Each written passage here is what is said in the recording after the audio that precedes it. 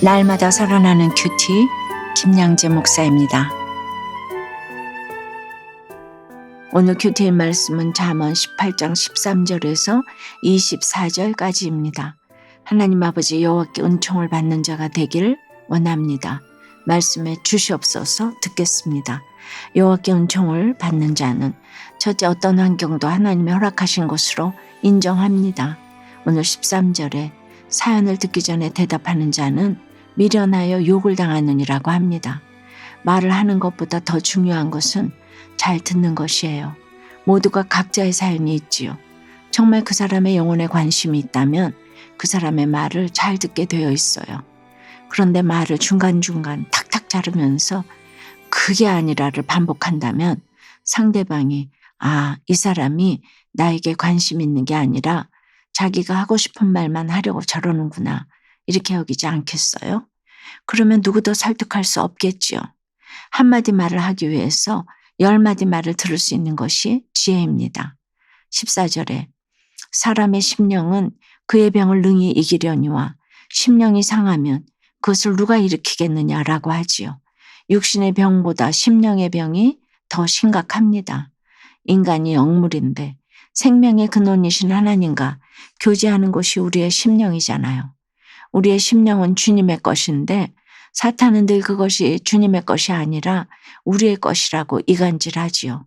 마음의 병이 참 마음대로 되지 않아서 너무 슬프지만 그로 인해 일어날 힘이 없다면 그저 낭망하고 쓰러져 있을 것이 아니라 우리의 심령이 주님의 것이라고 고백하는 말씀 공동체에 붙어 있어야 합니다.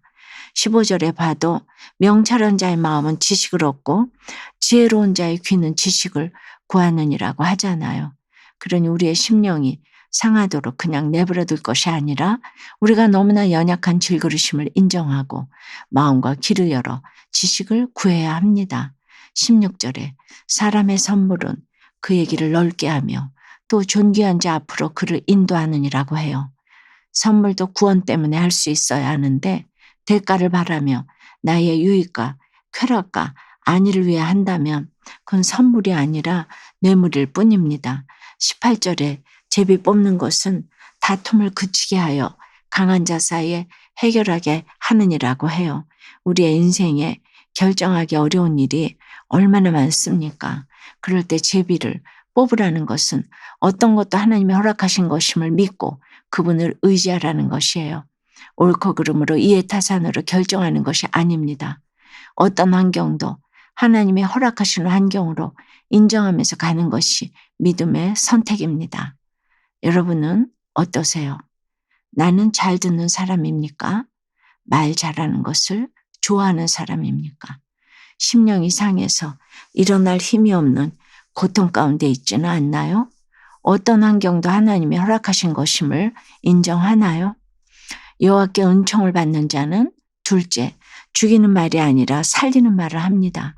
19절에 노엽게 한 형제와 화목하기가 견고한 성을 취하기보다 어려운즉 이러한 다툼은 산성 문빗장 같으니라고 해요. 형제를 사랑한다는 것이 이다지도 어려운 일입니다. 특히 상처받아 마음에 문빗장을 걸어 잠근 사람이 있다면 그 사람의 마음을 이해시키고 돌이키기가 얼마나 어렵겠습니까? 그런데 성숙하지 못한 사람은 또 그런 사람을 보면서 상처받기가 쉽지요. 정말 그 사람을 위해서 한 말이고 행동인데 어떻게 내 마음을 몰라주나 그럴 수 있어요. 그러나 영적 진실성의 결론은 인내입니다. 하나님이 예정하신 그때까지 기다릴 수 있어야 해요. 20절 21절에 사람은 입에서 나오는 열매로 말미암아 배부르게 되나니 곧 그의 입술에서 나는 것으로 말미암아 만족하게 되느니라. 죽고 사는 것이 혀의 힘에 달렸나니 혀를 쓰기 좋아하는 자는 혀의 열매를 먹으리라고 하지요. 우리가 하는 말의 결과가 반드시 우리 삶에 나타난다는 거예요. 말을 내뱉기는 쉬워도 그 말 한마디 때문에 누군가와 평생 원수가 되기도 하고 형제가 되기도 하지요. 말의 중요성은 100번, 1000번 강조해도 지나치지 않습니다. 솔로몬은 죽고 사는 것이 혀의 힘에 달렸다고까지 말하잖아요. 특히 왕이었던 솔로몬의 말 한마디는 얼마나 중요했겠습니까? 우리도 하나님이 왕 같은 제사장으로 불러주셨는데 서로 죽이는 말이 아니라 살리는 말을 해야겠지요? 적용 질문입니다. 상처를 받아서 마음의 문빗장을 걸어 잠그고 있지는 않습니까? 내가 인내하며 하나님의 때까지 기다려 줘야 할 지체는 누구인가요? 죽이는 말을 합니까? 살리는 말을 합니까? 하나님의 말씀이 들리니 남편의 말도 인정하게 되었다고 고백하는 한 성도님의 큐티인 묵상 간증이에요. 결혼 14년 차인 저희 부부는 신혼 초부터 자주 다퉜어요. 남편은 살림하는 제게 음식물 쓰레기가 많이 나온다. 아직 쓸만한데 버리지 말아라 하며 저를 멀쩡한 것을 쓰레기로 만드는 여자라고 불렀어요. 그러면 저는 칭찬할 줄은 모르고 잔소리만 하네. 직접 살림해봐 하고 받아치며 남편을 쓰레기통 뒤지는 남자라고 불렀지요. 저희 부부는 오랜 시간 갈등하다 아는 동생의 인도로 교회 소그룹 모임에 참석했고 그곳에서 우리 부부의 문제를 나눴어요. 지체들은 매주 똑같은 저희 이야기를 지겨워하지 않고 친밀한 친구처럼 들어주었습니다. 그렇게 공동체에서 들은 말씀으로 이야기를 나누다 보니 남편의 말을 잔소리로만 여기고 들으려는 노력조차 하지 않는 제 모습이 보였어요. 제가 바로 사연을 듣기 전에 대답하는 자가 되어 남편의 심령을 상하게 한 것이에요. 또한 하나님의 말씀도 귀담아 듣지 않고 모든 일을 내 욕심대로 판단한 것도 인정했지요. 그래서 남편을 향한 섭섭함이 사라져 남편의 말에 당신 말이 맞아라고 인정하게 되었어요. 그러자 신기하게도 남편의 잔소리가 줄어들었답니다.